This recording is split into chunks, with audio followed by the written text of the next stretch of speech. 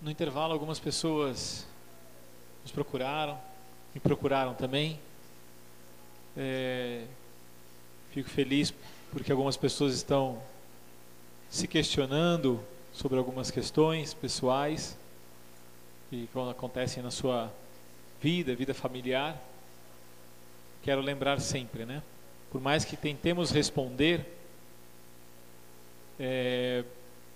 que façam um esforço, exercício de refletir, né? De fazer um exame pessoal sempre constante para tentar chegar a soluções. Existe um método chamado método do caso, em que você analisa uma questão, vê um fato, tenta observar os problemas que acontecem e tenta encontrar a solução, né? É algo que me ajudou muito há muitos anos atrás, quando eu conheci, chamado método do caso. E é uma coisa simples, que você pode fazer com você mesmo, na sua própria família, né? Que você pensa sobre um fato que está acontecendo, tenta observar qual é o problema e dali tenta encontrar uma solução. Pode ser que você não encontre sozinho, né? E realmente tenha que conversar com uma outra pessoa, outras, né? Alguma pessoa de mais sabedoria que possa nos ajudar, porque está fora do problema e quando a gente expõe, nos ajuda a pensar. Eu, pelo menos, uma vez quando eu lia sobre Aristóteles, gostei muito quando ele falou assim que para que as pessoas, ele falando para discípulos dele, né? Ele está falando que vemos quando a pessoa sabe alguma coisa quando ela está ensinando, né? Mas o fato é que o professor, ele é muito inteligente, porque ele junta uma plateia quando ele quer estudar um tema. Então ele acaba usando como se fossem cobaias, porque na verdade ele acaba pensando sobre aqueles assuntos ao preparar aquele assunto para as pessoas.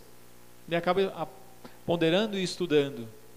Então isso é uma coisa muito importante, que tenhamos um esforço de estudar sobre família. E há material muito sério sobre isso, que não é material de autoajuda, um livrinho ali com alguma coisa de achismo. Não, realmente há uma literatura muito vasta, né, muito boa, e depois pretendo pelo menos pincelar algumas coisas para que possam procurá-las. Algumas coisas estão disponíveis na internet. Imagino que aqui as pessoas tenham dado seus e-mails, se não fizeram, deem. E isso eu me comprometo, eu passo para o pessoal da organização, e eu tenho vários livros, não meus, né, mas vários livros em mídia que eu posso disponibilizar sobre temas familiares, sobre vários dos temas que eu vou tratar aqui mesmo, e que tenho permissão pelos autores dos livros que falaram, não pode fazer isso, né, porque às vezes as pessoas não vão ter acesso e não estão vendendo o livro, então você está passando por um bem de uma família. Então é necessário realmente a gente parar e estudar um pouco sobre essas coisas. Todas as vezes que eu leio alguma coisa sobre família e me deparo, aquilo para mim é quase que um exame mesmo, de olhar e falar, puxa, estou falhando aqui, eu acredito que eu posso melhorar e realmente crescer. E aqui os temas que estão acontecendo, não só pelas perguntas, mas no intervalo que algumas pessoas conversaram comigo, realmente a gente poderia, né, conversar demais. E eu prefiro realmente assim que continuem com as perguntas, porque falava aqui, não adianta eu falar que é importante ouvir se eu não ouvir o que estão pensando e a gente poder discutir sobre esses temas. Então, antes de entrar no tema, eu queria responder pelo menos algumas dessas rapidinhas, porque senão me pediram isso também, chegaram assim, não, mas responda essas aqui. Eu falei, tá bem, vou responder aquilo que me pediram agora, né? Muitas pessoas perguntaram durante o lanche se está sendo gravado, né? Bom, está sendo gravado tudo, né? E oportunamente nós vamos disponibilizar esse material também lá no site do Promotores da Vida, que todos vocês já conheceram, até porque a inscrição foi feita através de lá, né? Então, o que nós tivermos de material vai ser disponibilizado lá no site. Posteriormente, né, vai ser editado direitinho, né? Para que a gente possa também ter um registro disso, né? E também utilizar futuramente isso, inclusive com a permissão, né? Sim, do professor Felipe a respeito do assunto. Então, o nosso diálogo vai ser depois também, de algum modo, disponibilizado para todos. Uma pessoa fala sobre questão de educação na escola, educação cristã, né? E se preocupa com a educação dos adolescentes. Veja, educação na escola, educação qualquer que seja, não tem diferença nenhuma de educação cristã. Por mais que pensem que tem, que tenha diferença. Educação, né, o fim da educação é levar o homem à contemplação da verdade. Esse é o fim da educação, né? Então, quando a gente pensa na educação cristã, a verdade é Cristo, né? O homem, quando se depara com a verdade, cala profundo, ele percebe isso, porque o homem foi feito para o bem, para a verdade, para o belo. Então, a verdade, quando encontramos, isso representa uma mudança, uma transformação do nosso ser, da nossa mentalidade. Por isso que realmente quando eu falo de educação, educar os filhos, nos educarmos, né? Ou seja, tudo é educação. Por isso citei São João Crisóstomo também. Então, a preocupação da educação é levar o homem à verdade.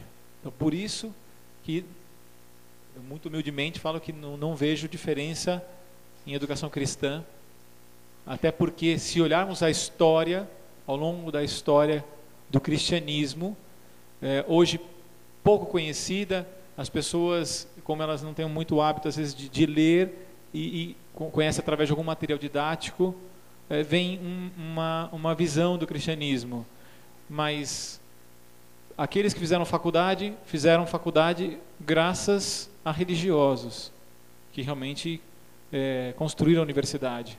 A agricultura é graças a religiosos, né? As maiores invenções, poderia citar inúmeras, assim, foram graças a religiosos. Não é um retrocesso, não é, puxa, não é.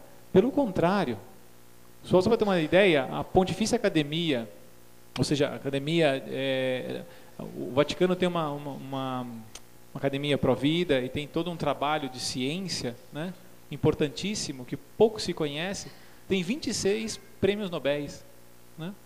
Ou seja, são pessoas que estão tentando fazer o bem, né? O bem para a sociedade, o bem para o homem, né? Então, é necessário a gente fazer o esforço de estudar e conhecer profundamente as bases do cristianismo, a sua essência, né? O seu mestre, que é o próprio Cristo.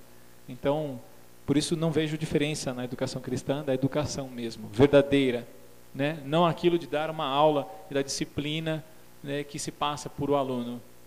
Isso para mim não é educação, isso para mim é passar uma informação que ele vai processar. São Tomás de Aquino falava até inclusive isso, fala assim, o professor não pode ser o objeto da educação do educando. Por quê? Se o for, ele vai produzir a fé nele. Ou seja, traduzindo, se o professor ele é o objeto, ou seja, é ele, porque ele é maravilhoso, ele fala bem e tal, o aluno vê, admira e acredita que é o professor. Isso acontece. Mas o fato é que eu tenho que educá-lo a pensar. Quem é o objeto? É o próprio educando. Então eu tenho que fazê-lo chegar a encontrar a verdade, ele fazer o encontro, no momento em que eu sou orientador.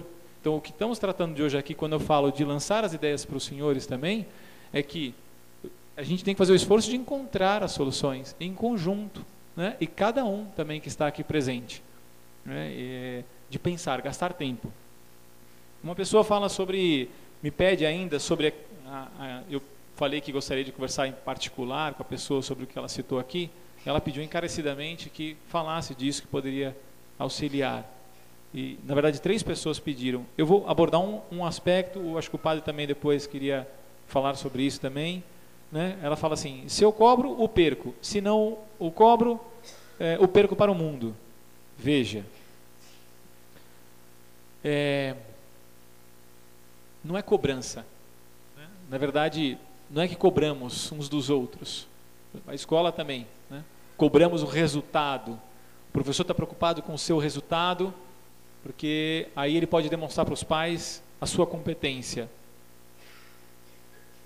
Ele passou no vestibular, passou na USP, a gente brinca lá em São Paulo, né? Passou na USP, então o professor é bom. Puxa, será que é só isso? A vida pós-vestibular, eu sempre brinco, né? A vida pós-vestibular. Então a vida não é isso.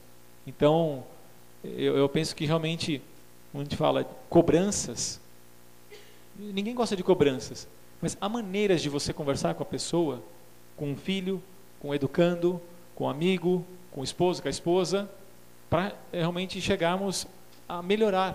Há muitas maneiras, Vou dar um exemplo pequeno, né? Como, por exemplo, em casa, muitas vezes minha filha pequenininha bate a porta toda hora. Puxa, aquilo irrita. Às vezes eu estou estudando um minutinho lá que dá e tal, e ela bate a porta e tal. A primeira vontade que passa na cabeça é virar e falar: puxa, não bate a porta. Então, mas eu não falei o que fazer. Então, te lá levantar: querida, vem cá, com doçura e tal. Olha a porta aí, você mostra como fecha e tal. Ela vai continuar batendo ainda, mas você mostrou, e até o momento que ela vai fazendo. Paciência, né? Convido a todos a ler a carta aos Coríntios, né, de São Paulo, quando fala o amor é caridoso, o amor é paciente, né, e tal. Todos já conhecem, né? Tem até música sobre isso. Mas é bonito demais, mas é para ser refletido. É para parar, gastar tempo com aquilo, né? Porque realmente, na verdade, a gente tem receios de perder. Eu tenho, às vezes. Muitas vezes as pessoas, puxa, parece ter uma família perfeita, não sei o que lá, algumas pessoas falam isso. Eu me pego pensando, puxa, meu filho, se ele realmente bater a cabeça por aí, tem que ter calma, né? Permitir, ao mesmo tempo, conversar e orientando, né? Estou ali do lado dele, né? Ou da minha filha, e realmente aguardar. Uma vez, minha mãe me disse algo que me marcou muito. Ela falou assim: puxa, eu tinha certeza de que você ia olhar os nossos esforços. Bater na cabeça também, né? E eu vejo, puxa, que interessante. Realmente, os pais, quando erram, querendo acertar porque amam, acabam acertando de alguma maneira, porque os filhos veem o esforço do pai. Então, se os senhores ficam inquietos, algumas pessoas vieram aqui inquietos com essa situação, vejam, a paciência, e acima de tudo, com todo respeito à liberdade religiosa, né? De fato, assim, Santa Mônica passou um tempão rezando pelo filho, né? A gente ouve isso muito, mas quando você lê a biografia do homem, fez diferença. Acho que ele tem a minha idade, o Eduardo Verasteg se converte aí, um rapaz e tal, e ele cita que a mãe ficava rezando por ele. É um cara que estava procurando a fama, o poder, dinheiro, mulheres, não sei o que e tal, e mudou de vida completamente. Tá por aí, tem 30 e poucos anos, um rapaz aí, um jovem, tem uma expressão bonita, como as moças falam e tal, e sabe, está fazendo um bem enorme aí, né? Imagina a felicidade da própria mãe, e ele principalmente. Então, realmente, a gente confiar em Deus, ter paciência, pedir pelos filhos, né? Isso é bastante importante, mas realmente, perder para o mundo, é necessário você colocar algumas coisas para os filhos. Por quê? Porque você que dá os parâmetros, ele não tem ainda a capacidade de discernir muitas coisas. Só que tem diferenças, né? Quando você senta e dá um sermão, e fala, e ele desliga e acabou, ou o professor também vai falar, dá uma reprimenda, o aluno já desligou, acabou também, e você a conta-gotas joga uma ideia, coloca ali, incentiva o que há de melhor nele, né? Puxa, ele não dá para tal coisa, mas eu vou forçá-lo a ser um engenheiro. Puxa, ele é um artista, né? Então que ele seja artista, eu vou ajudá-lo a desenvolver as habilidades dele como artista. Parece que foge do tema, mas não é, porque a minha ideia principal é a educação da afetividade, é a maturidade afetiva. E isso passa justamente pela ideia da gente, nos relacionamentos, a gente ter calma com as pessoas, né? Ter realmente, ir conversando e se esforçando bastante, né? O senhor quer falar de alguma coisa dessa antes de entrar no tema? Alguma coisa sobre esse tema? Acho que é importante que a gente também reflita um pouco sobre o modo como a gente lida hoje com a liberdade. Porque quando a gente fala assim, se eu disser alguma coisa, eu vou perder a pessoa. Olha, mas a correção fraterna é uma forma salutar de caridade, né?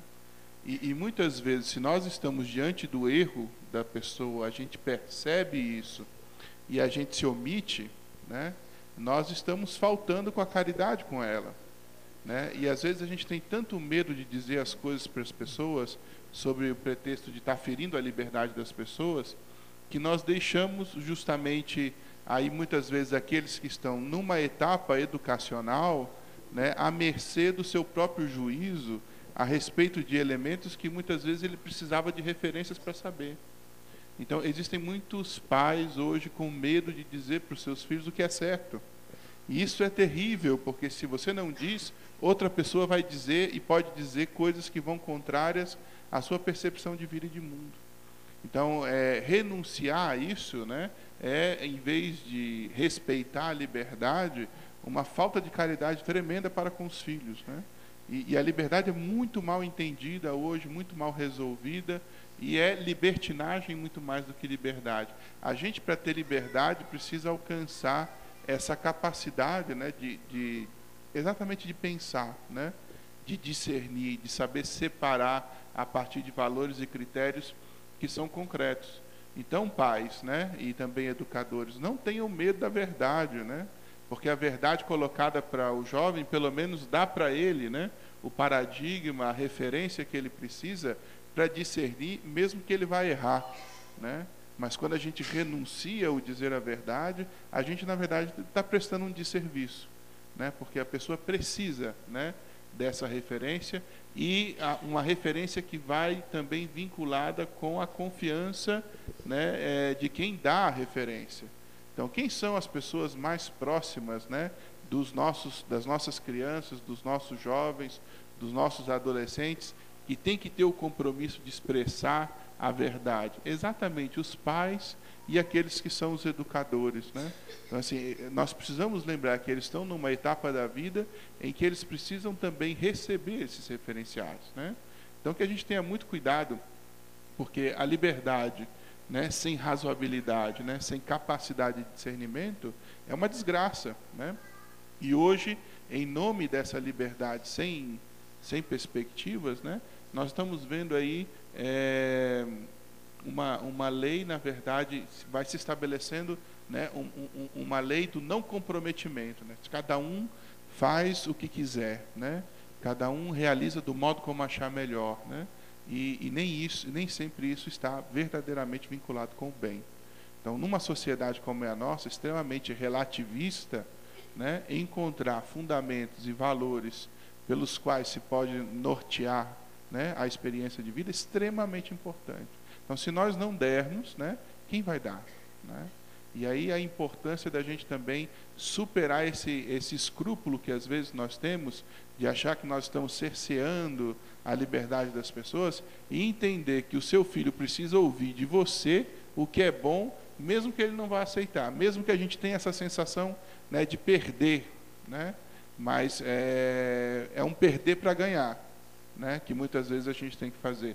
E me lembro de um caso, né, uma vez se encontrando com uma senhora já de idade, veio conversando, disse: padre, estou com um problema muito sério. Disse, o que é? Disse, o meu filho não me obedece mais, né? Eu achei tão estranho aquilo, na senhora já para cima de 60, disse, mas quantos anos tem seu filho? 45, né? Aí, assim, que bom que ele não te obedece mais, né? Porque, né, mas veja, né?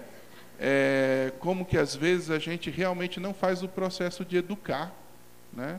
Quer dizer, a pessoa não sai, né, na sua estrutura humana para desenvolver capacidades, né, de lidar com a vida, de lidar com os problemas. Às vezes não sai nem da casa dos pais, né? E como é importante a gente ajudar também nesse sentido, né, a entender que a gente precisa dar passos, né, humanamente falando, até para a gente alcançar aquilo que Deus, né, espera de cada um de nós, e para que nós sejamos felizes nessa busca, que é de realização humana mesmo, né? Então, às vezes vão haver confrontos, né? O jovem muitas vezes vai bater o pé, vai gritar, vai fechar a porta, né? Mas assim, não privá-los da verdade, né? Porque a verdade é sempre uma experiência que liberta. E lembrar que a verdade deve ser sempre anunciada com caridade, porque a verdade sem caridade também não é verdade, né?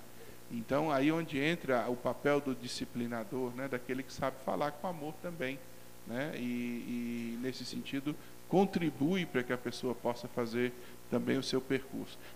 Eu comento porque acho que há um equívoco aqui, nessa coisa de dizer, quando a gente fala as coisas, ou quando a gente aconselha, ou quando a gente corrige, a gente perde o afeto, né? Então, assim, é insegurança de quem? Do jovem ou é nossa, né?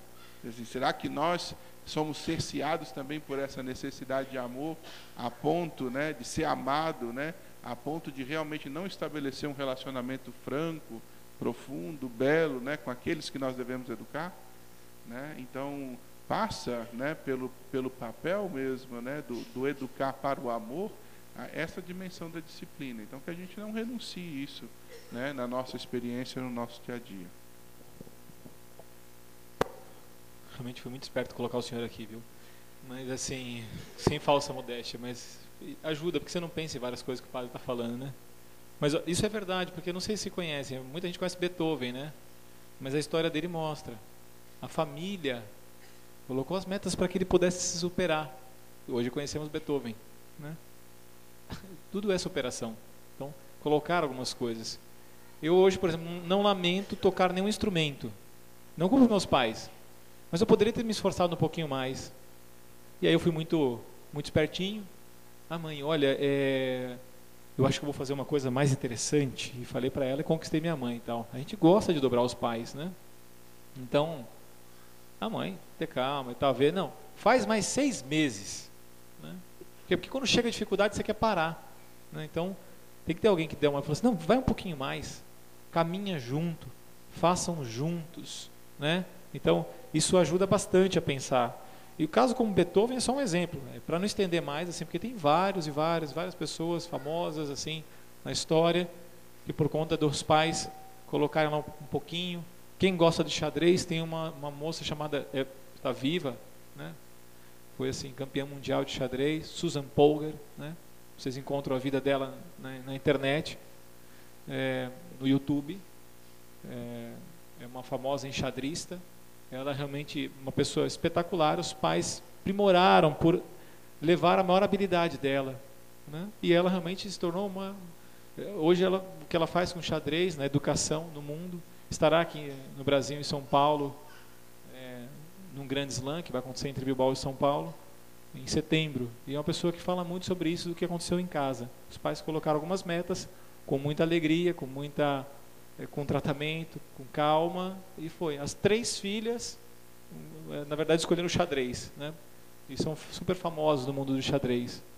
Então eu só estou comentando isso porque quando fala de liberdade, a gente tem uma falsa ideia de que liberdade é fazer o que se quer, né? Liberdade é fazer o bem. Uma coisa bem simples. Eu falava disso, um aluno discordou uma vez na minha aula, ele pensava que eu ia ficar bravo, né?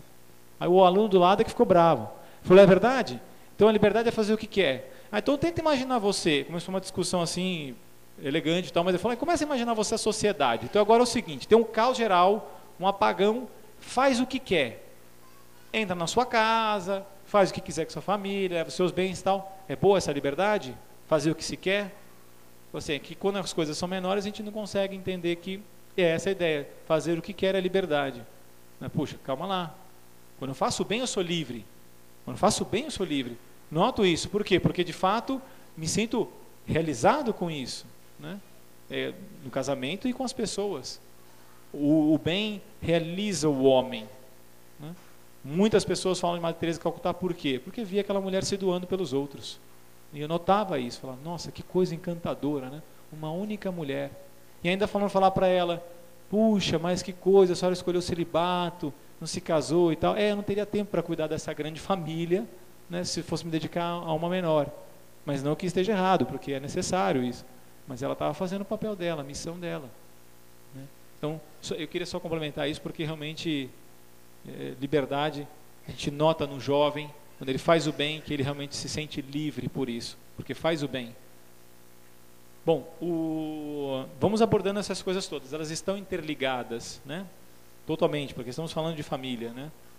Bom, a palestra em si é chamada de pais profissionais. Acho que a ideia principal sobre isso é que queremos ser bem-sucedidos, não há mal nisso, né? Muitas vezes o homem quer, porque também tem as necessidades, né? Cuidar da sua família e tal.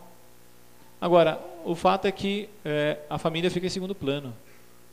E estava falando disso, ou seja, ser bem-sucedido em casa. E de fato, muitas pessoas que encontro e que às vezes, puxa, admiro tanto, né? Por quê?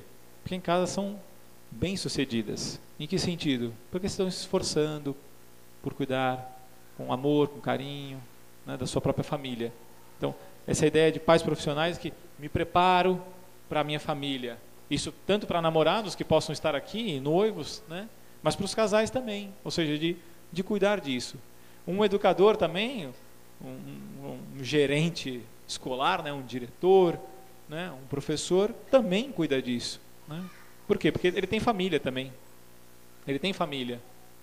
E ele tem que saber lidar com todas as suas limitações e saber articular com as pessoas o que é de melhor delas, extrair o melhor dos professores.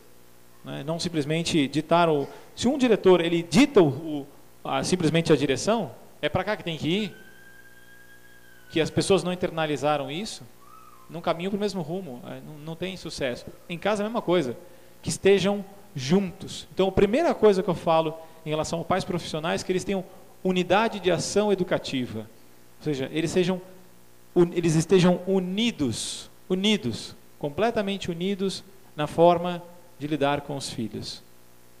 Porque, de fato, o filho sabe a quem ele vai pedir e que vai ceder. Né? Então, a gente tem um trato entre eu e minha esposa, como eu aprendi com tantas pessoas. Né? Olha, eu chego e falo para ela. Tudo bem que ela é muito pequena ainda, né? Meu filho tem 5 aninhos, então, mas ele sabe pedir as coisinhas já do que ele quer. E a minha esposa fala, pergunta para o papai, né? Porque ela não sabe se ele já perguntou para mim ou não. O papai disse não. Então é não, filho. Né? Então, o papai disse sim. Então, Felipe, ele pode fazer tal coisa? Pode. Estou dando um exemplo pequeno, mas porque de fato realmente... mas eu discordo do meu esposo nesse ponto. Tudo bem, discordem vocês, não na frente dos filhos, porque de fato ele vai sabendo e você vai gerando uma criança caprichosa, que vai viver dos desejos, de fazer o que bem entende, na hora que quer, do jeito que quer. Então, e isso depois, inclusive, hoje muito estudado por várias pessoas de várias áreas profissionais, muitas pessoas que caem no álcool, nas drogas, né? Na juventude, isso não é culpar os pais, tá? Mas tinham elementos justamente de não passar para os filhos alguns parâmetros, né? E no momento em que você ensina o seu filho a dar, então a casa está repleta de brinquedos, ele tem dificuldade enorme de abrir mão dos brinquedos, ou de chamar os amigos para poder brincar em conjunto. É ele. E vamos fazendo realmente... Por quê? Porque a sociedade também nos fecha em casa. Violência. Eu moro em Santos, mas estou em São Paulo. As pessoas ficam mais reclusas, têm receios. Né? Então, mas a gente tem que quebrar essas barreiras desses receios por causa da educação dos filhos também. E por nós. Porque vamos crescendo com isso. Querendo conviver com as pessoas. A unidade familiar, a unidade de ação educativa do casal é um elemento muito importante, né? E falo, os pais profissionais, eles têm que estar fechados nisso, no modo de atuar com os seus filhos. Também, eu encontro muitas vezes professores, né, de rosto fechado, né, sempre sisudos. Cada um tem seu temperamento, sua maneira de ser, né? Mas ninguém gosta de mal-humorados. Né? Ninguém gosta de pessoas de cara fechada, vai falar, está sempre vendo realmente o mundo de maneira meio negra e tal, e olha para, desculpa, parece meio assim, bobo e tal, mas olha para a poça d'água e vê só a lama, e de repente não vê o sol refletido, né? Então, no sentido de a gente está muito habituado a gravar no mármore as coisas ruins, né? Quando deveriam ser no sabonete e se lavar e já passou. Então, alegria, né? Alegria na educação, alegria realmente genuína, verdadeira alegria, que não brota das coisas que nós temos, não brota. Você tem um iPod hoje, amanhã te roubam e aí, acabou a alegria? Acabou a felicidade? Passam, né? Colocamos nas coisas, elas passam, né? No vestimento, nisso, naquilo que temos, então elas passam. Então, alegria no tratamento com os jovens, né? E com os filhos, né? A alegria de saber baixar, olhar nos olhos, conversar, porque eles serão alegres. Eles serão alegres. E eles farão grande diferença. Serão grandes líderes, com certeza, né? Porque de fato a alegria é uma coisa que ela se expande, né? Eu me lembro também de uma pessoa que durante algum tempo conviveu comigo e que falava sobre hoje a sociedade tão depressiva, né? E eu falei, puxa, falta sorriso, né? Minha esposa trabalha com psicotrópicos, né? Ela é em farmacêutica. E ela fala assim, você não tem noção de quantos jovens tomam antidepressivo, né? Eu falei, puxa vida. Ela falou assim, e de fato assim, muitos quando chegam na farmácia e recebem um tratamento digno, com um sorriso, olham, encostam, tudo bem, como vai? Maturidade afetiva, né? Você saber encostar e tal, e conversar com a pessoa, né? Então, faz diferença a alegria. Até que a gente percebe um professor quando é entusiasta, quando fala e está lá animado, porque gosta daquilo que está fazendo, e principalmente, não é do que está fazendo, é dos jovens, né? Ele acredita nos jovens, acredita nos filhos, né? E no ser humano. Com toda certeza faz diferença enormemente a alegria. Eu trabalho numa escola que 50% são de chineses. É uma outra cultura totalmente diferente. São avessos ao encostarem e tal. É uma outra cabeça, né? E é um grande desafio. Então não estou falando assim, é fácil. Não, a gente tem desafios. Eu tenho um desafio como educador em casa e como educador no colégio também. De repente lidar com uma situação que, puxa, como é? Mas eu noto que mesmo eles, né, sendo tão diferentes, né, de nós, desde que estamos no colégio, sorrindo, conversando, fazendo algum tratamento mais simples, a diferença é enorme, né? Aí chega a falar, professor, eu respeito o senhor, né? É porque ele se sente respeitado, e ponto. O filho também precisa se sentir respeitado, né? No sentido de que você tem responsabilidade com ele quando você sorri, você não é amargo na hora de verbalizar. É lógico que eu estou falando para os pais isso, né? Mas os jovens também serão pais, né? Alguns talvez não, né? Mas outros sim, né? Então, e esses que serão pais também podem refletir sobre esse aspecto da alegria também. O senhor pode interromper a hora que quiser, tá? Uma das coisas mais difíceis, acho que para todo mundo, né? É uma coisa que é ouvir, diferente de, ou seja, colocar a cabeça, dobrar a cabeça e escutar com o coração, né? Entender nas entrelinhas. Problemas quase que 100%, com todo respeito, né, de casais, é problema de comunicação. Quando vai falar, a maneira que verbaliza, você não pensou antes com um pouco de calma para poder falar. Você vai falar uma coisa, você já solta com ímpeto, fere, não comunica aquilo que você quer, né? De modo geral, e não é uma crítica, as mulheres pensam que os homens, eles têm uma bola de cristal para adivinhar as coisas.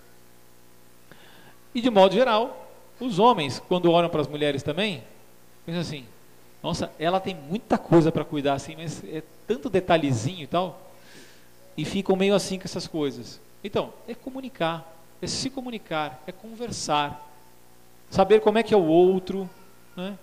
Como é que ele é mesmo, né? Eu tenho que conhecer as qualidades do meu esposo e os defeitos dele, e amá-lo com qualidades e defeitos. Eu tenho que conhecer, né? Eu conheço um casal que eles me contaram que antes de casar, o pai, né, o sogro do rapaz que é amigo meu, falou assim, o xeri chegou para mim e falou o seguinte, assim, ele começou de uma maneira bonita, falando todas as qualidades da filha, ele falou assim, eu agora vou te apresentar alguns defeitos da minha filha, porque você tem mais alguns meses para deixá-la, depois eu não aceito, né? Eu falei, uau, que interessante foi aquilo, né? Eu falei, puxa, deve ter sido difícil para ele. Mas o rapaz falou, mas já conhecia alguns defeitos. Às vezes a gente conhece na superfície, mas depois quando se casam, estão juntos, você quer mudar a pessoa na hora, e você quer mudar a pessoa, e é uma pessoa que muda na verdade. Então, isso é realmente um detalhe importante, saber ouvir a pessoa profundamente no que ela está te falando. Às vezes, eu vejo detalhes pequenos que a mulher pede alguma coisa para o homem e ele não dá a mínima atenção. Eu estou cansado, eu vou descansar na televisão, né? Está com preguiça de pensar, na verdade, né? Então, vou lavar a louça junto, né? Olha, ingrediente perfeito, lave a louça juntos. faz uma diferença enorme. É verdade. Olha, a esposa fala bastante, você vai falar bastante, né? Cozinhem juntos. Olha, não sei cozinhar. Nenhum dos dois sabíamos, nem eu nem minha esposa. Foi uma coisa sensacional, né? Mas isso faz diferença com os filhos. Toda a diferença com eles. Eles vão ver os pais sempre juntos. Vamos no mercado juntos. Ah, mas não dá. Mas tudo bem, o extra fica aberto até meia-noite, mais, tal, 2, 3, 4, 5 e tal. Os filhos não vão estar acordados, né? Mas sempre há uma possibilidade de se pensar, de ir juntos e ir junto com os filhos. Eles aprendem economia, inclusive. Sério, quando estão comprando, eles chegam, pai, pode esse daqui? Agora não dá, filho, esse daqui e tal, depois eu te dou esse daqui. Esse que agora não tem dinheiro, fale o que quiser. Você vai educando. É sério.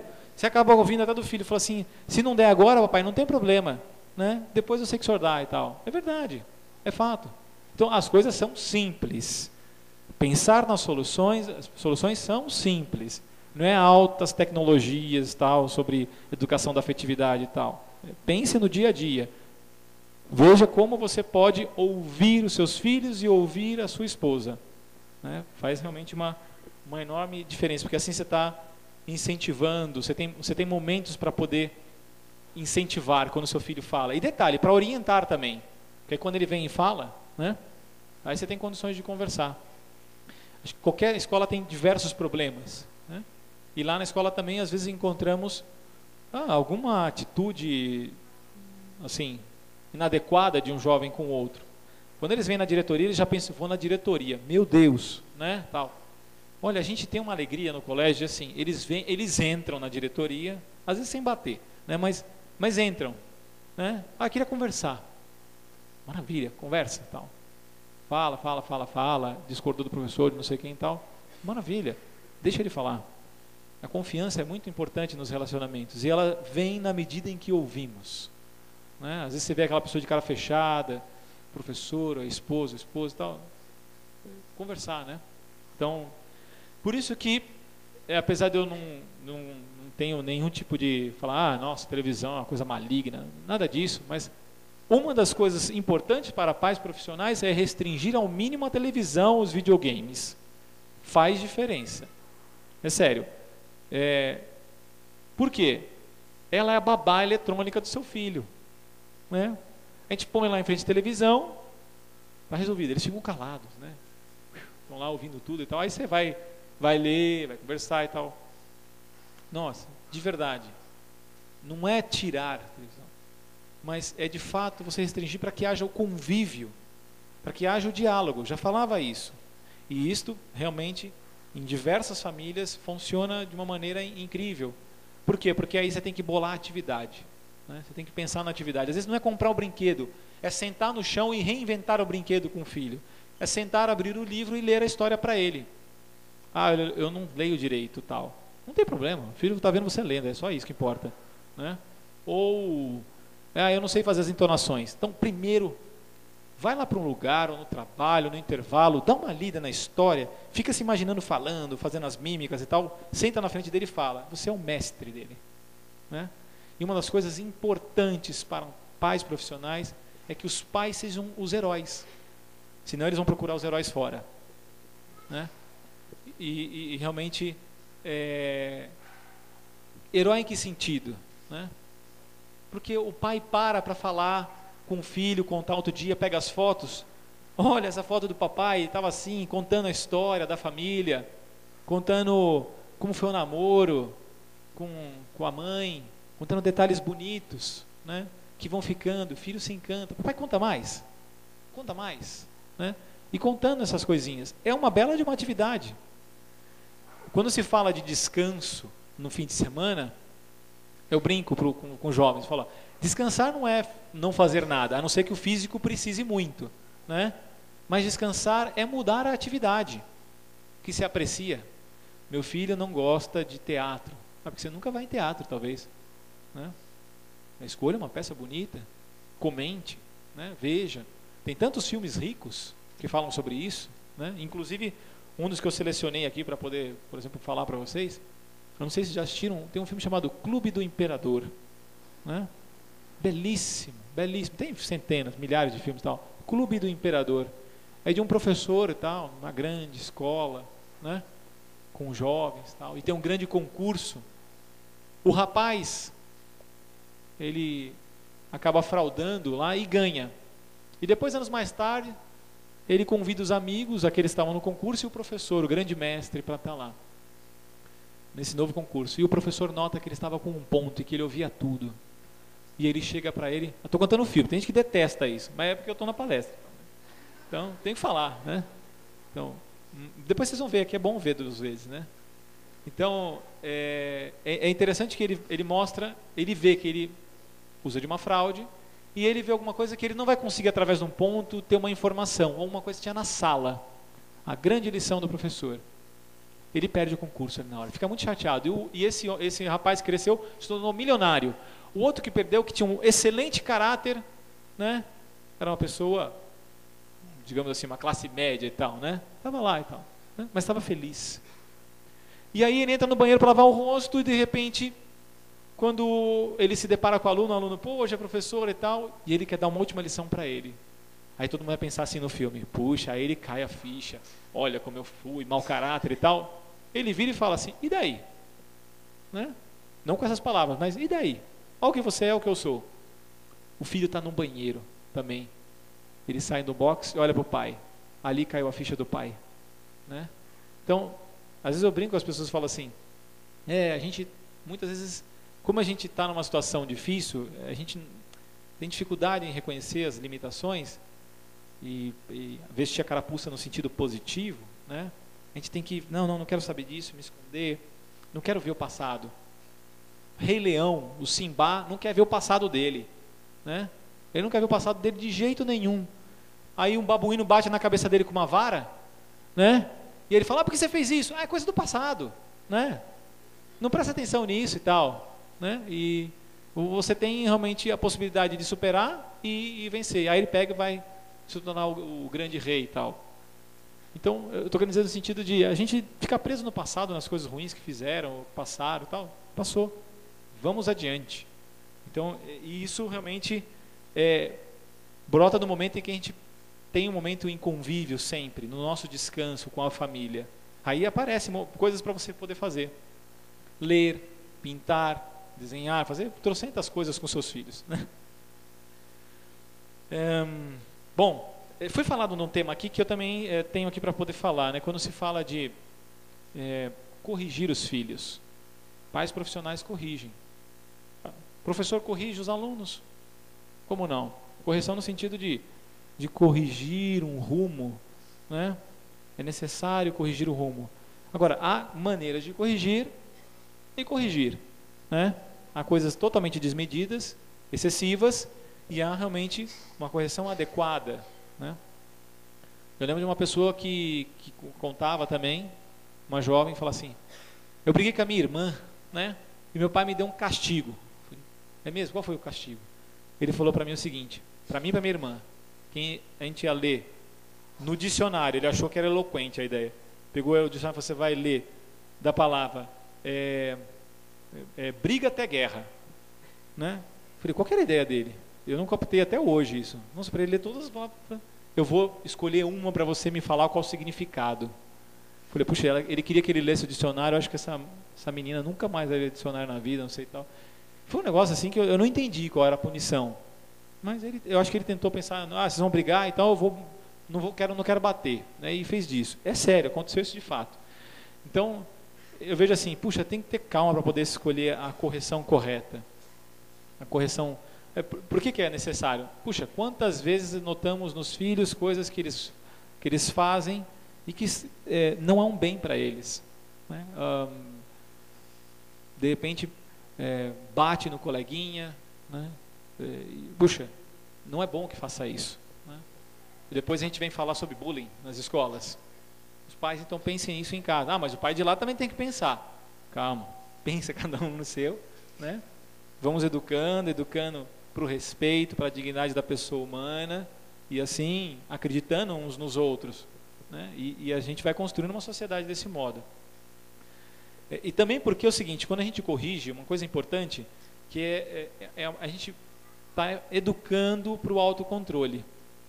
Sim, por exemplo, Eu lembro que uma vez vi uma propaganda mostrando a criança berrando e tudo mais, esperneando num mercado com a mãe e tal, e ela dando tudo, então, para que ele parasse aquilo, pela vergonha que ela estava passando, né? Então, na medida que você vai tranquilamente, né? Você não está medindo força, você não está num cabo de guerra, você está colocando pontualmente as coisas, você vai educando.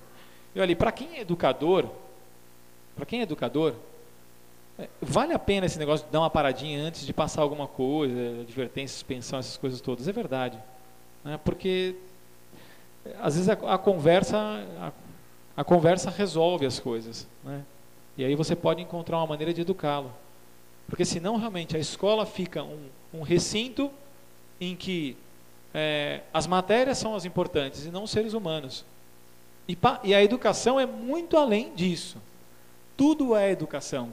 Na rua, o professor não deixa de ser professor, nunca, né? Os pais não deixam de ser pais e já são educadores, nunca deixam de ser, e vão educar com o que são, com o que falam, com o que fazem, e isso passa. O professor quando quer enganar que não está dando aula, todo aluno sabe, ele transpira isso, ele transpira entusiasmo ou o contrário, ele passa isso numa aula, não pergunta, puxa, o que acontece naquela aula?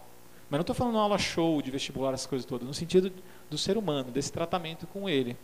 E essas coisas geram autocontrole. Passar autocontrole para os filhos é muito importante, para que ele saiba aguardar os tempos, né? Senão, depois de um relacionamento conjugal, né, como é que ele vai ser? Ele vai ser desse modo. Aí nós temos rupturas familiares também por isso, porque faltou antes dar essas coisinhas para os seus filhos, né? Para os nossos. Os meus também. Ainda nesse ponto, né, eu selecionei aqui uma coisa de falar, encorajá-los na arte de vencer os próprios sentimentos, né? Realmente é necessário, porque dói para um pai, pelo menos para mim, dói muitas vezes quando meu filho vem, ele começa a chorar, assim, sentido, porque ele quer uma coisa e eu vejo que não é o momento. Por exemplo, eu outro dia cheguei da escola, comprei um livro para poder ler, mas eu cheguei tarde em casa, né? Aí eu cheguei em casa, aí eu peguei o livro, olha, é para você filho, para você filha e tal, todo feliz de dar o livro e tal. Obviamente eu sabia que eu tinha que gastar um tempo, né? Porque só dar o livro não adiantava, ia gastar um tempo com eles. Aí minha esposa virou e falou assim, amanhã, porque agora vão dormir e tal. Eu falei, tá bom. Aí vamos pro quarto, tal, a minha filha, papai, eu quero agora, eu olhando para minha esposa, como se quem dissesse, será que dá para uns 5 minutos, né? Mas assim, tudo bem, né? Eu acho que aqui era um momento para eu, de repente, alguns podem falar, mas você podia ter feito e tal. Então, é que cada família é uma família, né? E aí a gente vê para a situação. Então, lá naquele momento, eu achei que poderia, de repente, falei para ela, amanhã, filha, vou sentar, e você faz aquela cara, aquele tom de voz, a gente vai sentar, a gente vai ler, vai desenhar, não sei o que. Ela, papai? Então, agora vamos dormir, contei a historinha, rezamos, dormiu, pronto, acabou. Tal. Lógico que, em boa parte, eu estava conquistando ela, mas ela também teve que se vencer num certo ponto. Pequenininha, mas tem que fazer isso. Então, gera um autocontrole a gente saber falar não. O não é uma coisa negativa, né? É realmente uma coisa positiva você poder falar. Porque senão depois tem as regras na sociedade. Em família a gente aceita a pessoa como é. E no mundão às vezes é difícil, né? Então é bom a gente dar esses parâmetros. E também um fator importante, né? Os pais profissionais, eles têm muito claro a sua função, né? Isso que é a paternidade responsável. É muito importante. Eu, pelo menos, uma das primeiras coisas que eu falo na escola para os pais, os protagonistas são os senhores, eu só colaboro. Portanto, não aceitamos que deleguem a sua função. Não aceito. A mãe fala, não, mas eu estou colocando aqui para passar, não sei o que. Ótimo, isso também vem. O que mais a senhora quer do seu filho? Estou esperando que ela fale a felicidade, né? A gente vai educando os pais a pensar nisso. Os educadores também ajudam os pais a pensar um pouco de elevar os olhos dos pais sobre os filhos, né? A mãe tigre, uma chinesa que escreveu um livro, famosa, né? Passou em muitos noticiários aí, uma mãe que falou, eu sei a receita para o meu esposo, para minhas filhas e para minha cadela, né? Minha cadela, eu vou querer que ela ganhe o título tal da competição de cadela. É sério, isso é história real, foi feito, né? A minha filha vai passar em Harvard, a outra vai passar em Yale, vai tocar não sei aonde, vai ser uma eximista, pianista. Meu marido, não sei o quê. Ela botou tudo em prática. Os 10 mandamentos da Mãe Tigre. O nome do livro é Mãe Tigre, né? E ela coloca em prática isso. Então, qual era a prática? Com respeito a essa mãe, né? Ela coloca lá assim: a filha tinha que fazer 6 horas de violino, não podia ter teatro, não podia ter amizade, não podia sair, não podia uma série de coisas e tal. Falei, puxa, é a escolha que a mãe teve. Porque o objetivo dela era isso: passar na universidade, no concurso, ter o nome, o título, tal, tal, tal. Não sei, será que isso é a felicidade? Só estou questionando, né? Então, e isso em relação à educação é necessário pensar. Não é o falso humanismo, não. A gente consegue elevar a excelência acadêmica numa escola quando a gente olha para esse ser humano com outro olhar, porque ele vai ter mais potencial ainda. Você está incentivando ele a crescer em todas as suas potencialidades. Ele pode crescer em todas elas, né? E não só na acadêmica, só na intelectual. O homem não é só razão, ele tem emoção, ele é um ser sociável, enfim, tem outras habilidades a se desenvolver.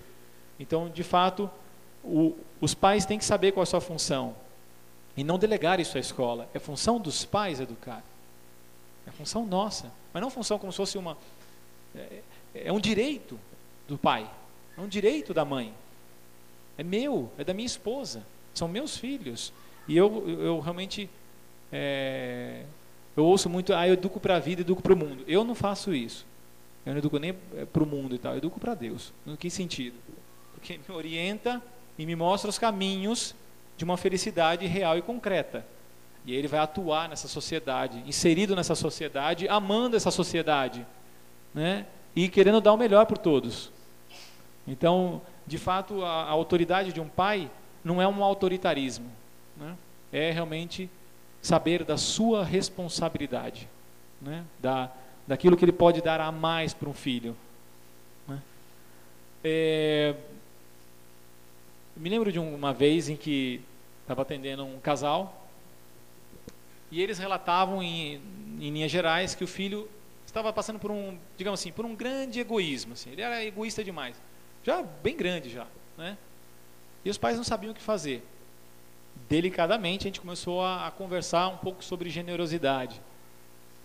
E aí ele expressou assim, eu não sei nem falar, mas ele expressou: em casa a gente é muito fechado, né?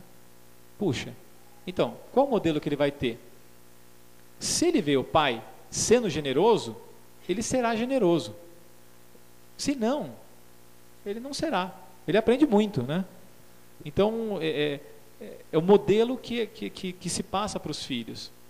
Senão, com certeza, fica difícil de você vencer as teimosias dos seus filhos. Por quê? Porque ali é no momento de gerar virtudes em si e nos seus filhos. Uma coisa, pais profissionais ajudam os filhos a tomar decisões. Tomar decisões, né? Porque a gente acaba super protegendo o filho, ou o aluno em alguns sentidos, e não percebe que a gente está fazendo um jovem fraco. Quando ele tiver um momento certo para decidir as coisas, ele vai ler um livro, ele vai chamar o pai e a mãe para decidir por ele. Ele tem que saber decidir, ele tem que saber falar não, saber falar sim, ele tem que observar isso, ajudá-lo a crescer justamente nisso, decidindo. Mas você está orientando, você está ajudando, você está fazendo isso, porque às vezes ele decidiu errado e você analisa em conjunto, ele te procura para ver isso, né? Se não formos amigos dos nossos filhos, eles serão amigos de outras pessoas. E talvez, como o padre falou, essas pessoas não tenham grandes parâmetros, mas ser amigos. Tem pai que fala assim: não, olha, eu aprendi assim que ser amigo é errado do filho e tal. Poxa, eu tenho amigos, é muito bom ter um amigo. Ouvir, conversar. Quando a gente fala educação para o amor, eu deveria falar, na verdade, assim: educação para amar e ser amado. Também precisamos aprender a sermos amados, porque somos queridos, com certeza, pelo menos e acima de tudo por Deus. Sim, estamos aqui, né? E temos assim, pelo menos penso sempre na gratidão que eu tenho com as civilizações passadas. Quando a gente trata desses assuntos aqui, porque tiveram homens que escreveram, pararam, pensaram nos problemas, tentaram colocar, plasmar ideias para a gente. Então nós somos um montante da história. Então temos que ter gratidão com a história que veio se passando ao longo dos milênios e tal, né? E principalmente gratidão com os pais, né? Nós como filhos, e educar os filhos também a serem gratos, serem realmente, ter gratidão e serem educados, a saber falar. Você educa facilmente isso, quando ele fala obrigado, desculpa, com licença, né? Palavrinhas simples, né? Elas fazem diferença também. Você nota num trabalho a pessoa, quando vem, tudo bem, como é que vai, né? Algumas pessoas têm medo de falar como é que vai, porque já sabe que aquela pessoa vai passar 1 hora falando. Eu vou muito mal, né? De repente ela precisa ser ouvida. Arruma um tempo para poder ouvir a pessoa. A gente precisa gastar tempo com as pessoas. Agora, é verdade também o seguinte, que por conta de a gente estar muito fechado, a gente não traz amigos para casa. A gente tem que levar mesmo. Porque os filhos vão aprender a amizade, e eu falo isso, educar para a amizade é papel de pais profissionais. Eles vão saber se relacionar com as pessoas e fazendo seus amigos, à medida que ele também vê que os pais se importam com as pessoas. Eles têm amigos. Não só os vizinhos, pois os vizinhos é até mais difícil, né? As pessoas falam, vizinho, eu não quero que o vizinho saiba da minha vida pessoal e tal, ele é muito querido. Educa o vizinho também, né? Mas tem a família, tem os parentes mais distantes, tal, mas os amigos, o treinador, né? O professor.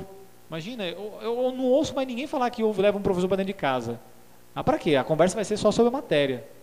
Imagina, né? De conhecer a realidade. É sério isso. E também um sacerdote, né? Ele vê que existem homens que entregam radicalmente a sua vida, né? Abrem mão para uma série de coisas, para uma meta muito maior, né? Há pessoas que estão aí se doando para outras pessoas, né? Enfim, trazer as pessoas para casa. O senhor ia interromper? Temos aqui algumas reflexões, acho que dentro do tema, até para a gente dialogar um pouquinho, né? Primeira reflexão que aparece aqui, Beethoven foi um gênio, mas foi infeliz, né? Será que as 3 filhas enxadristas realmente queriam isso? As 3 tinham a mesma vocação, né? Acho que um pouco sobre a intervenção dos pais, né, no processo. Me lembram meus alunos quando falam, essas coisas são muito boas de tentar pegar o professor, eu gosto disso. É importante estimular, não deixar desanimar ante a dificuldade ou a preguiça, mas é preciso saber ver e ouvir o outro, reconhecer a nossa limitação e falhas. Bom, acho que isso foi também bem desenvolvido. Aí entra a questão, quando se fala em correção fraterna e falar a verdade, temos que tomar cuidado para não nos vermos como os donos da verdade, considerando-nos superiores. Nem sempre a nossa verdade é a verdade. Temos que desconfiar de nós, de nossas grandes certezas. Isso se chama humildade. Eu acho que isso eu tenho que responder, porque eu falei disso, né? Mas vamos começar pelas... Olha, é importante errar. Então, se aqueles pais do Beethoven erraram, tudo bem que o Beethoven ficou eternizado, né? Mas ele poderia ter se realizado com o que fez.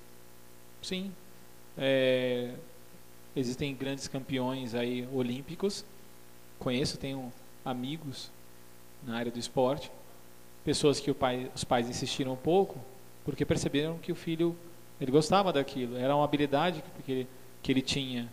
Mas ele se deparou com uma dificuldade e o pai quis vencer junto, né? E aí eles venceram e a pessoa é feliz com o que faz, né? Não é pelo que está fazendo, mas também se for infeliz, valeu a experiência, né? Valeu a experiência. Quem passa nessa vida sem sofrer, não cresceu, não cresce. Então a gente tem que ter experiências também negativas. Não é gerar as experiências negativas, mas elas acontecem. Aí não educamos os jovens a saberem lidar com os conflitos. É só com os acertos. Terão pessoas que quando receberem os nãos nos trabalhos, vão... Eu vi recentemente uma reportagem no Fantástico, esse negócio de geração X, Y, dos jovens, dos mais velhos e tal, que os jovens não estão mais parando no trabalho, né? Então você tem que fazer uma série de coisas no trabalho para que eles permaneçam no trabalho. Por que será isso? Por que será que acontece? Tem que saber analisar nas raízes isso também. Analisar a sociedade que estamos, né? Os caminhos de educação, né? Os caminhos de família também. Pensar um pouco com calma, mas não é de todo ruim. Olha, eu lembro que a minha função, eu tinha 27 anos e tinha entrado numa função importante na Secretaria de Educação, e eu fui conversar com uma diretora. Ela chegou para mim, primeira frase dela: quantos anos você tem? Eu, 27. Ela: eu tenho 29 de estado. Puxa, ela veio com os 2 pés no meu peito, eu entendi tudo na hora, completamente. Eu podia ter na hora, então já não gosto mais dessa pessoa e tudo mais tal. Foi um padecimento durante um ano incrível, me relacionando com as diretoras. Agora, da mesma maneira que a gente faz uma poda numa planta para poder crescer, uma árvore e tudo mais, às vezes também passamos por podas. E elas podem fazer grandes bens para o homem. Vai de como ele lida com isso, vai de como a pessoa que está ali também. Senão, toda hora você quer, é um escapismo, fugir dos problemas. Quando tiverem problemas em casa, você vai fugir também, né? Então, tem que saber realmente levar para a coragem, levar ao crescimento, ao engrandecimento do ser humano. Então, não vejo como um todo como ruim o fato de errar e dos pais errarem também, né? Então, isso falando no caso de Beethoven, da mãe Tigre também aqui, né? Então, isso é relativo, no sentido em que o que fazemos pode dar certo, pode dar errado. Mas é função dos pais decidirem e ajudarem os filhos a pensarem nisso também.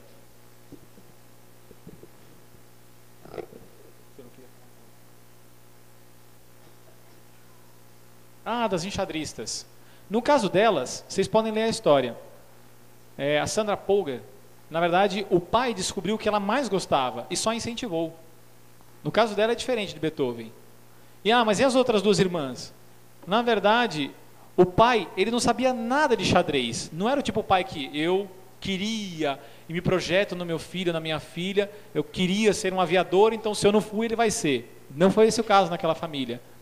O pai foi um grande escritor e ele tinha uma teoria na cabeça dele, né, de que qualquer ser humano pode ir para qualquer área, desde que você descubra qual é aquela habilidade e incentive ele. E ele percebeu que a filha chegou outro dia: o que é isso daqui? Ele começou a mostrar, tal. Ela foi se desenvolvendo, imagina, passou o pai anos-luz. E ela, você vê no trato que ela faz, ela percorre o mundo cuidando disso. E uma pessoa alegre e que faz aquilo que gosta, as 3. A última tinha se casado agora e tal, e com filhos, tinha parado o xadrez, voltou agora, ganhou aí o campeonato europeu de xadrez, um campeonato enorme e tal, ou seja, ela tem um ideal isso daí, quer dizer, pode ser um ideal pequeno? Eu não sei. Eu acho que é da pessoa isso. Ela vai escolher isso. Ela queria isso. Ela se realiza desse modo. Então, no caso dela, diferente realmente de Beethoven, né? Mas mesmo assim, poderia sim que o pai estivesse plasmando nas 3 filhas esse detalhe. E aí não me cabe a olhar. Tudo bem que eu acho que não é o mais correto a gente reproduzir nos filhos aquilo que a gente queria, né? Mas lógico que as famílias são independentes, são livres para poder fazerem isso.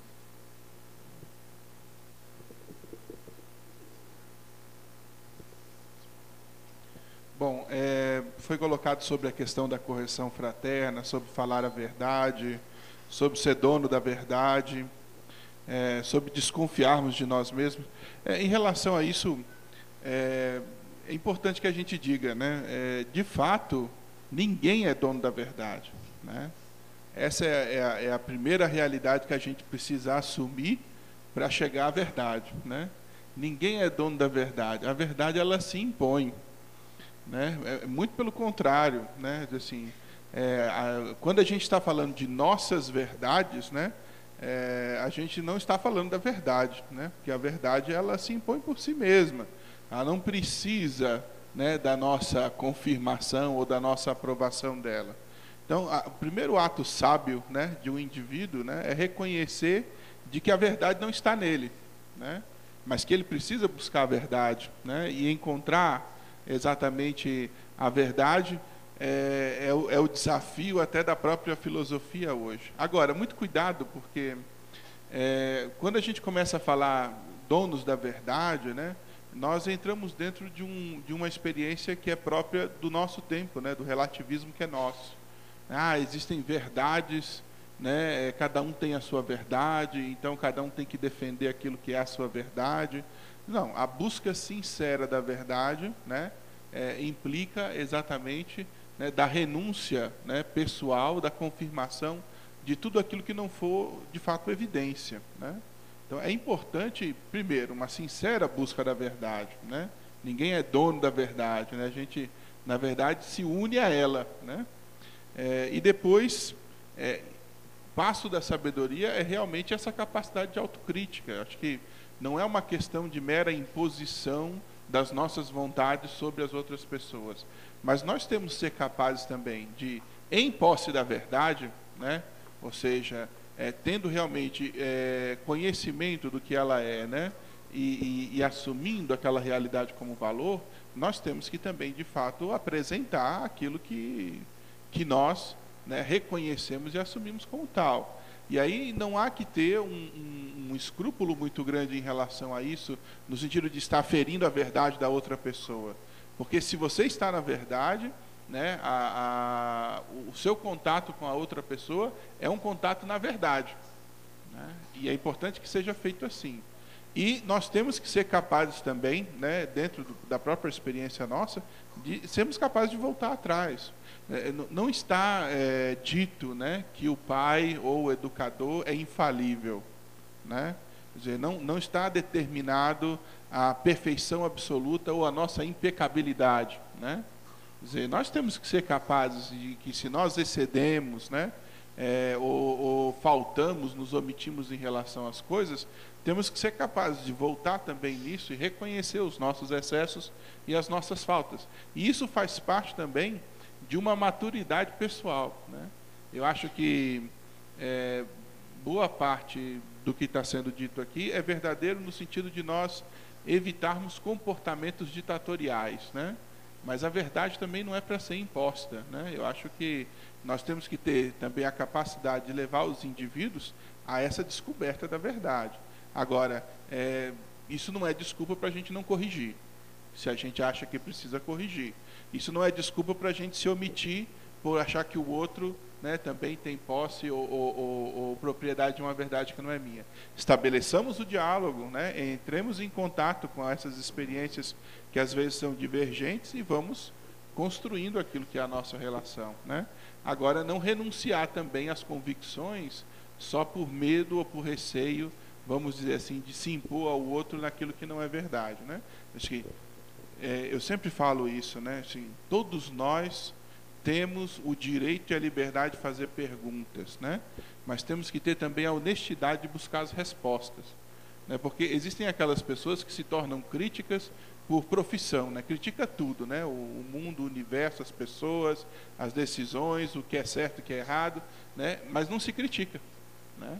Então falta essa, às vezes até também se critica e nem evolui nisso, né? Então, como é importante que o nosso percurso em busca da verdade seja um percurso honesto e que nós saibamos também defender, né, com serenidade, né, no espírito de diálogo, e eu dizia da caridade fraterna também, né, saber defender aqueles que são os princípios que nós já reconhecemos como tal.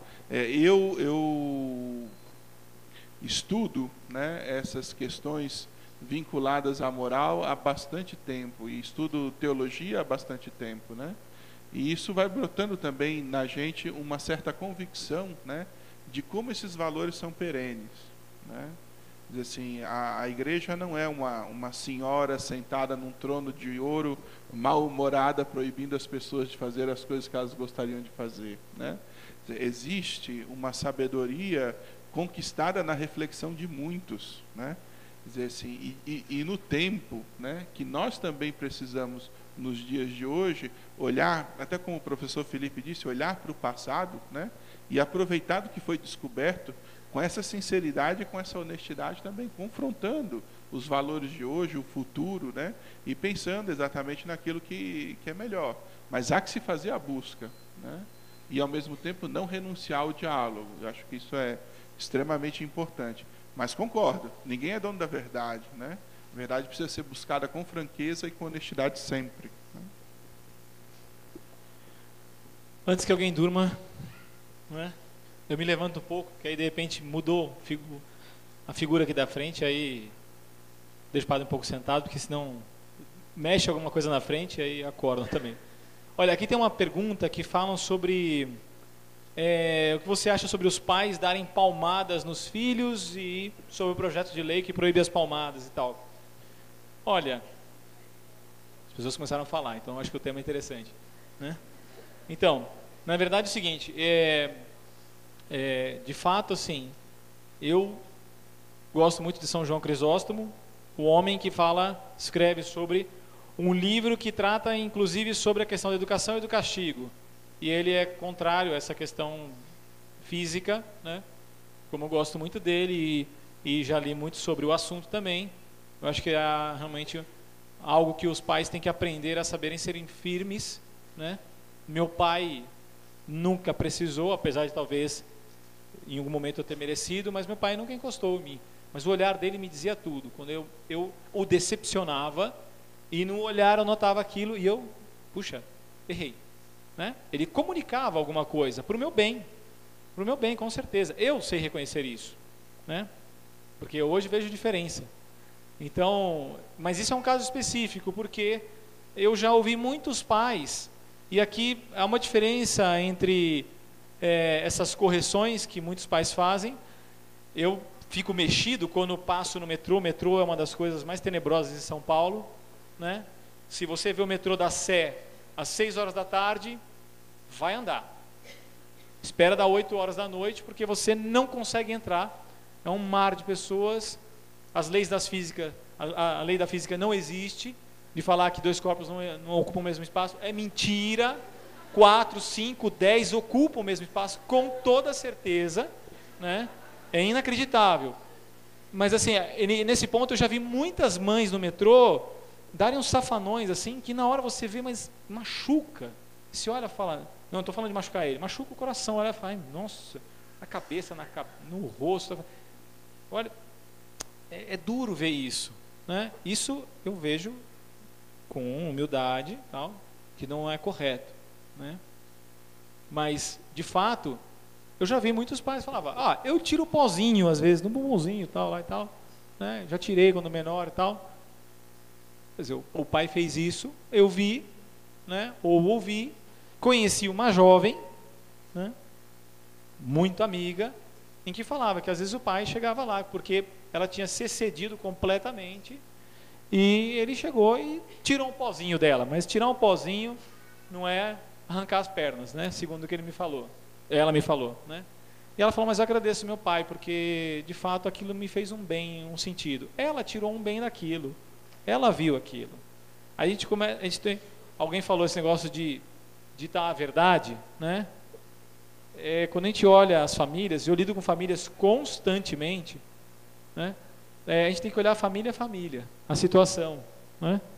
Agora, isso de lei, olha, assim, eu realmente brinco com os meus grandes amigos e falo sempre assim, acho que todo mundo tem liberdade de pensar. Então, na minha liberdade de pensar é o seguinte, podem fazer todas as leis possíveis e inimagináveis, né? Agora, a verdade é a verdade, né? Então, eu falo assim, às vezes querem fazer lei disso, fazer lei daquilo e tal, porque a lei é um bem, porque virou lei, agora é a verdade, né? Espera lá, vamos com calma, né? Muitas vezes a lei é uma incapacidade de se ter, de criar uma situação diferenciada. Eu chego aqui em Brasília e fico encantado quando vocês param para as pessoas passarem na faixa de pedestre. Façam isso em São Paulo. Não sobra nada, né, e tal. Vocês param. O padre lá, assim querido, fez assim comigo, me levando. Ai, puxa, me desculpa. Está na cabeça dele parar. Isso. Em São Paulo, mas nunca vai sair isso. O que você está atravessando agora? Né? Então, assim, a lei não é a verdade. né? Ela tem a sua função? Tem a sua função, mas muitas vezes pode se legalizar uma porção de bobagens. Uma porção de bobagens pode se legalizar, né? Então, em relação ao fato de colocar uma lei, puxa, pode ser que alguma lei seja benéfica, com certeza, né? Mas nem sempre, já vimos leis burras, já vimos muitas leis, assim, qualquer um se parar para perceber um pouquinho, existem leis assim desnecessárias na sociedade, que o homem poderia ser um pouco mais livre a fazer algumas coisas. Agora, em relação a essa, eu realmente assim, quer dizer, minha posição sobre isso é que ela é desnecessária, porque em parte eu queria também ver quem é que vai ficar fiscalizando isso, né? Como é que seria esse negócio também? Aí daqui a pouco alguém fala, uma criança chorou dentro de casa, isso aconteceu na nossa escola, uma família perdeu a guarda da filha, porque a filha estava berrando, não sei o que, tudo mais dentro de casa e tal, né? E aconteceu, o conselho tutelar agiu, teve toda uma complicação com essa família e perdeu. Quando foi se ver, a história não era naquela, não tinha nada a ver, né? E eles agiram com a força de ir lá, e espancou e tal, e não tinha espancamento nenhum. Ninguém nem sequer relou na criança e tal, né? Não tinha nada a ver, a criança, os pais negaram para ela lá uma coisa, a criança no primeiro momento, quando foi ouvida lá pelo conselho, falou, meu pai me bateu, minha mãe me bateu, não sei o que e tal, e na verdade, quando foi se ver, apurar, então não tinha ninguém, não tinha acontecido absolutamente nada, né? E aí cada um fica livre para ficar colocando o dedo nas outras. Entramos na mentalidade de competição, de desrespeito aos seres humanos, né? Ou seja, de saber se relacionar, de saber conversarmos, o convívio, né? Eu tenho certeza que realmente a amabilidade no tratamento é uma grande solução para tudo, né? Tudo bem que vocês param num semáforo, não sei se não param na faixa, não sei se vocês querem, vocês ficam bravos e tudo mais, tal, né? Às vezes eu ficava imaginando quando eu via isso em Brasília quando era menor, puxa, se começar a passar, você vai ficar parado lá o tempo inteiro? Puxa, mas você tem minha mulher, eu tenho que correr e chegar lá e tal. Eu imaginava essas coisas em relação a Brasília, né? Mas o fato é que, assim, a amabilidade em qualquer situação, ela é importante. Mas também os pais têm que aprender a serem firmes, né? Saber falar não, né? Com tranquilidade. Na profissão você recebe não do seu chefe. Se você não aprende a receber não em casa, quando você tomar um não, eu vou para casa emburrado. Olha, o meu chefe, pai, ele falou não para mim, né, e tal.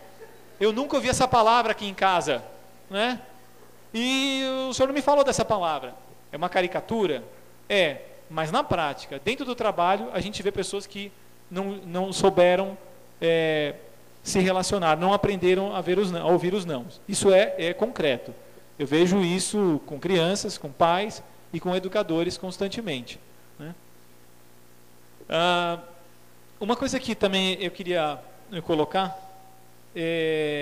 considero importante também, em relação aos pais profissionais, se são religiosos, que eles sejam coerentes, né?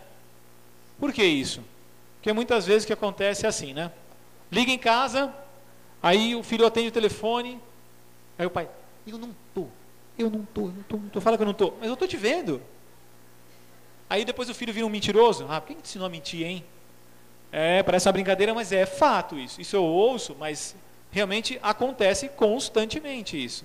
A gente acaba sendo um modelo contrário, né? Aí fala, o que será que eu fiz de errado? Eu acho que é a escola que está errando, eu acho que não sei o que lá tem que estar errando e tal. Peraí, vamos ver um pouquinho com mais calma, assim, o que nós podemos melhorar nessa questão de modelos, né? Então, assim, falaram para mim terminar, eu vou um minuto, né? Só concluir essa ideia de que a coerência, né, em pais profissionais, coerência no sentido de eu estou tentando, eu tenho limitações, mas eu tento ser correto.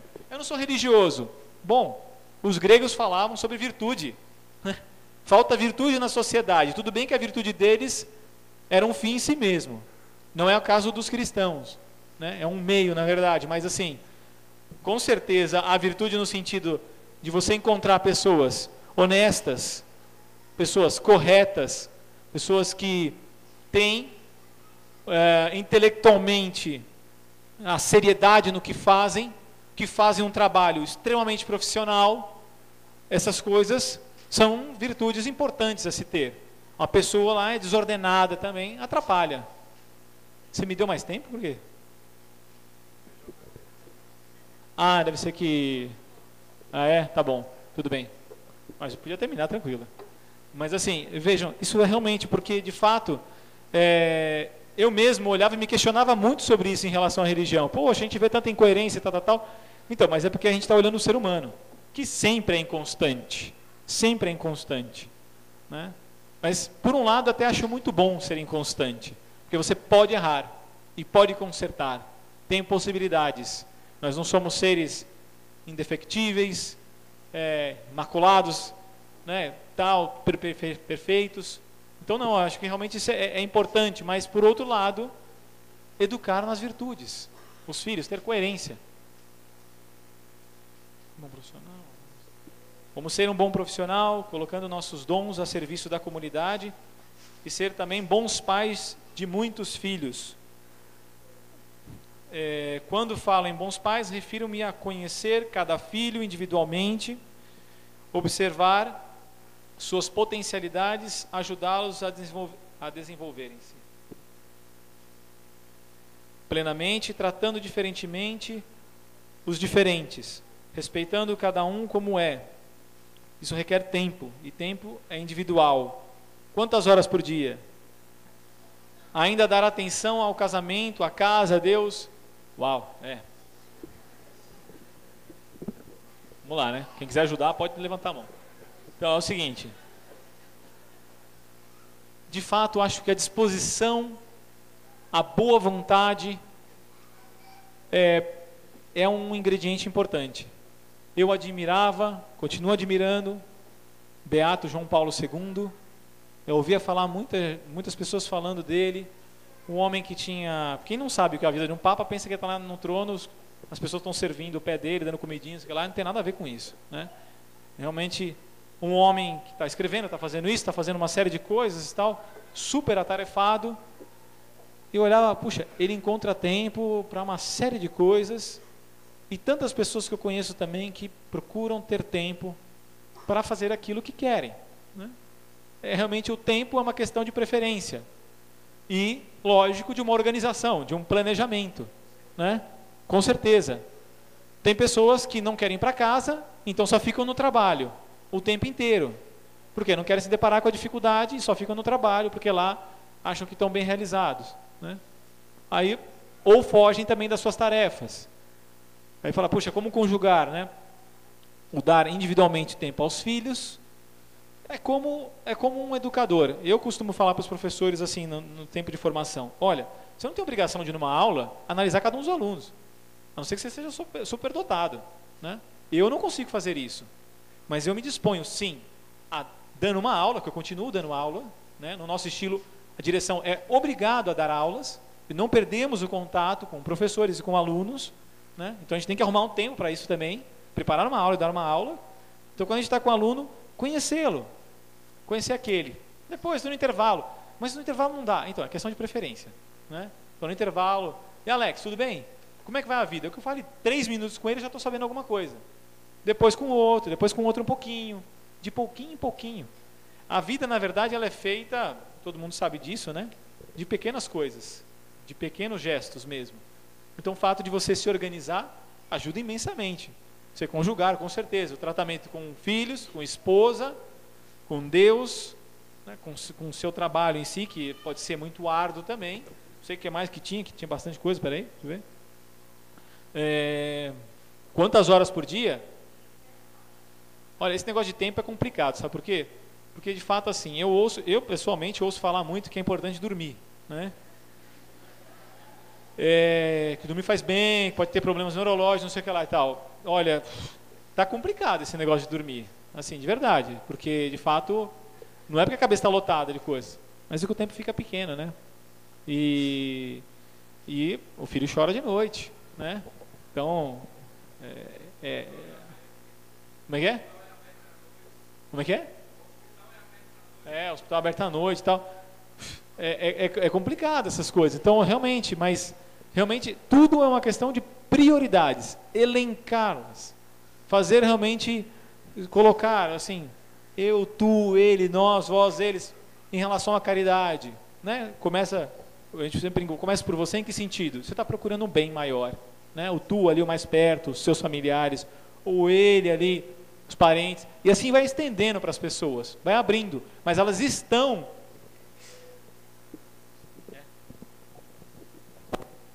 Então, tá igual, mas... Então, mas de fato, assim, essa questão de horas, é você que faz. Geralmente, o fim de semana das pessoas, sábado e domingo, é um tempo em que se perde muito tempo. E não se gasta tempo, né? Fala, com o filho não se perde tempo, se gasta, no sentido de realmente você está lá com eles, aproveitando com eles, consigo mesmo, quando você faz isso com eles, com a esposa, com amigos, familiares, vizinhos e tal. Enfim, dá para fazer as coisas, com certeza, né?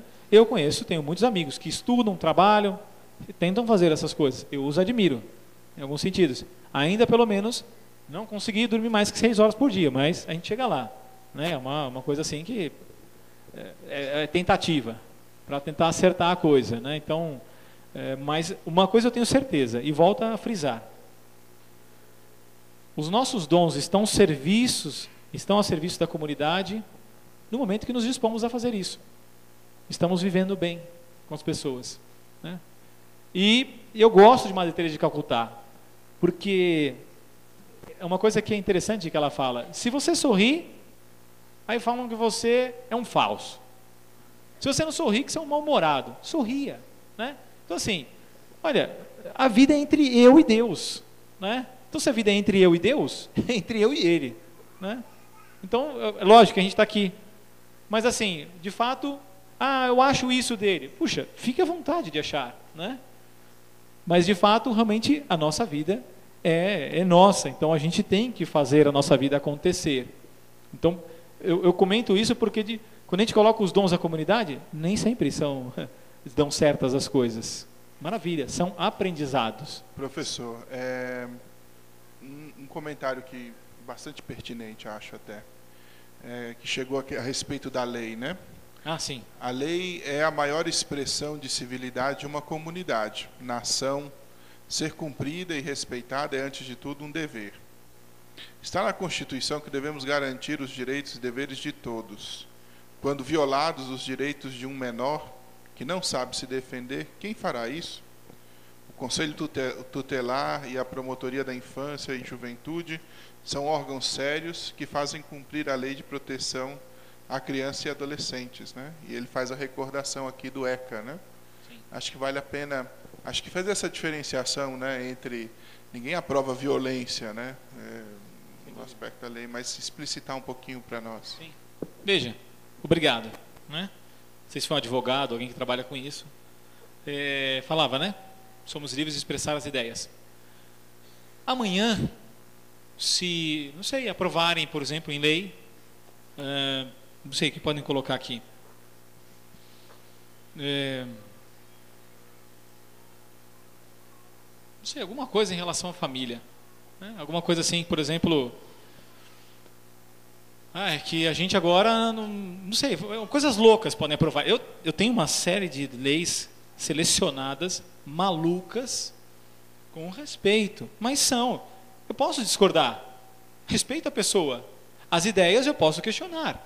Isso é um debate. Quando a gente conversa com a pessoa, fala: olha, vamos entrar num debate. Eu discordo da sua ideia, respeito você completamente, te permito falar à vontade e tal. Isso é um relacionamento.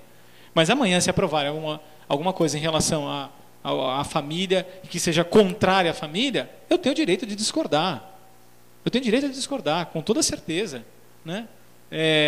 Para falar de impostos, todo mundo reclama do governo, né? Para falar de uma série de coisas, mas também a imposição de uma série de coisas são contrárias, né? Então, pelo menos, eu vejo, por exemplo, em educação, muitas coisas podem acontecer que nos passam e que falam, tem que ser feito.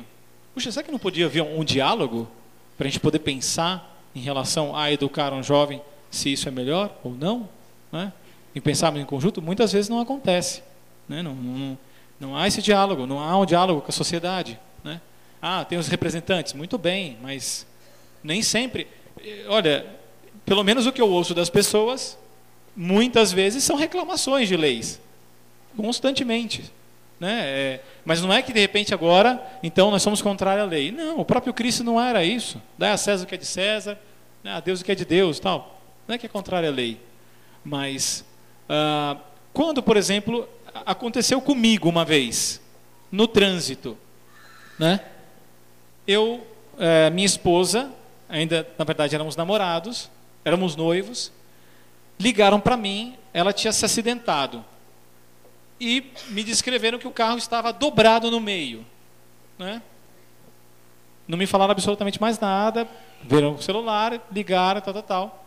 Bom, eu saí com a cabeça mais tranquila do mundo, obviamente, para procurá-la. Né? Então fui. Eu passei no semáforo vermelho, ele tinha um semáforo aqui, um pouquinho mais adiante de 10 metros. Eu passei nesse, mas aí no outro eu não consegui. Estava vindo um policial, parou do lado e começou a falar e tal. Olha, o senhor está multado e tal. Eu falei, senhor, 1000 desculpas. Né? Tudo bem, aceito, tudo mais e tal. Eu estou realmente numa situação pessoal complexa e tal. E aí ele não queria me soltar dali de jeito nenhum. Né? Porque queria me multar e tal. Eu tinha que aceitar a multa. Passei no semáforo vermelho, tudo bem. Eu não ameacei vida de ninguém, não tinha ninguém. Vamos com calma, tá? Não tinha ninguém passando, não tinha carro nenhum. Absolutamente nada. Mas é verdade que é lei. A gente tem que cumprir. Tinha que parar, ainda mais vocês com esse negócio de parar. Eu sei que vocês são respeitosos.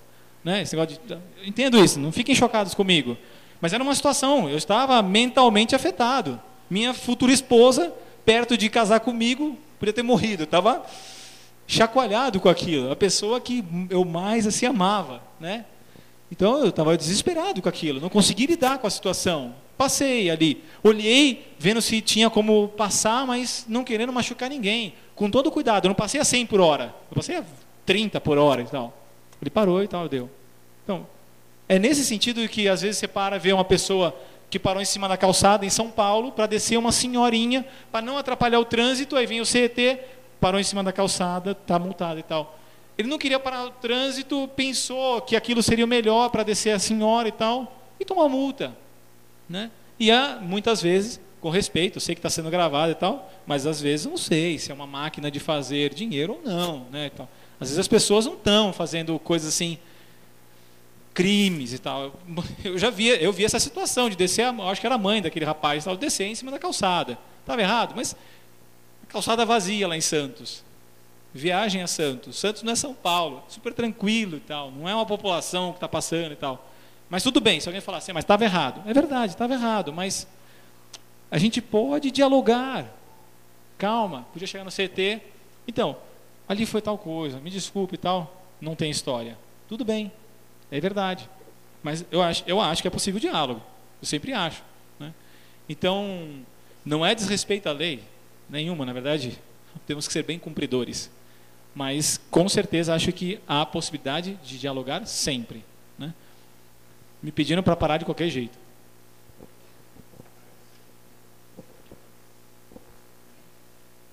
Parece que o nosso feijão já terminou de ferver ali.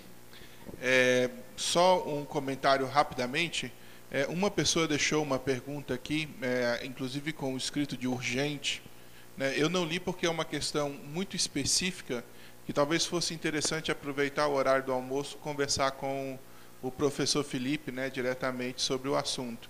É também uma situação pessoal, né, que, claro, ilumina, mas é específica demais. Né? Nós temos, né, estamos tentando tocar nos assuntos de todas as perguntas. Né? Tem algumas perguntas que foram realizadas agora que se encaixam no que vamos tratar na parte da tarde, então estamos fazendo a mesma triagem que fizemos no primeiro momento para continuar o diálogo na parte da tarde. Né? Um rápido comentário só a respeito de uma questão da pergunta anterior, né, sobre como fazer para dar conta de tudo. Né?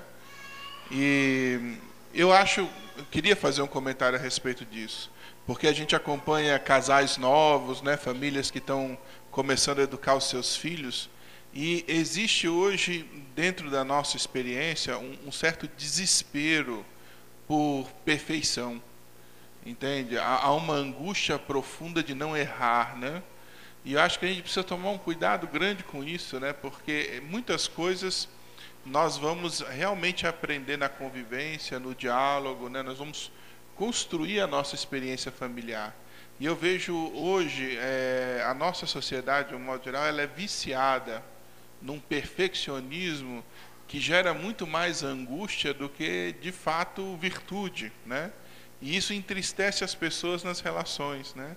E angustia um pouco a gente ver isso, né? Porque as pessoas estão com um desejo muito grande de acertar, mas também colocam um peso muito grande sobre as costas, achando que precisam resolver todas as questões para ontem, né? Então, assim, o seminário, nós somos uma casa formativa, né? Somos um processo de 7 anos de formação. E todos nós somos diretores espirituais, né, dos jovens que estão lá no processo formativo. E existem etapas, né, que nós vamos ter que ir vencendo também dentro desse próprio processo. Confiança é uma experiência que a gente conquista, né? Diálogo é uma experiência que a gente conquista, né? A relação franca, aberta, generosa é uma coisa que a gente conquista, mas que não acontece de um dia para o outro.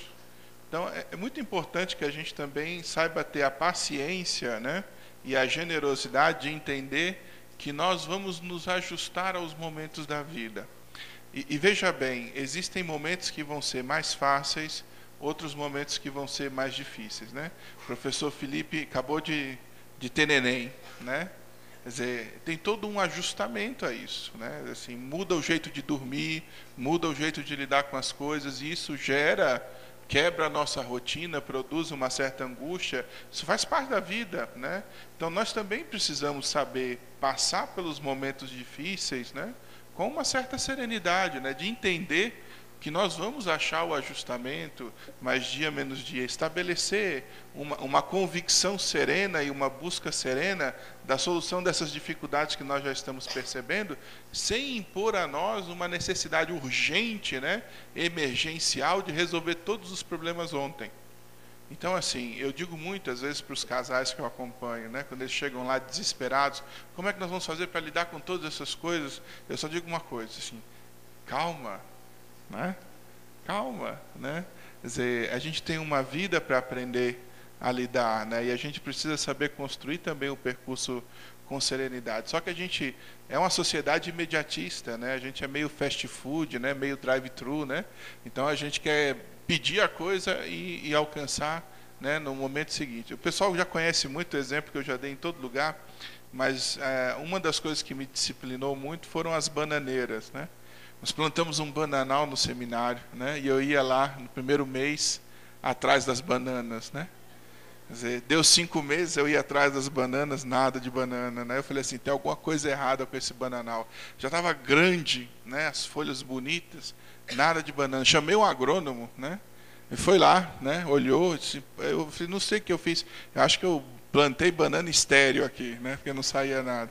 E o agrônomo falou, padre, quanto tempo faz que o senhor plantou? Não, tem mais ou menos uns 10 meses, né? Eu disse, padre, demora 1 ano e meio para dar banana. Né? Às vezes na vida é assim também, gente, né?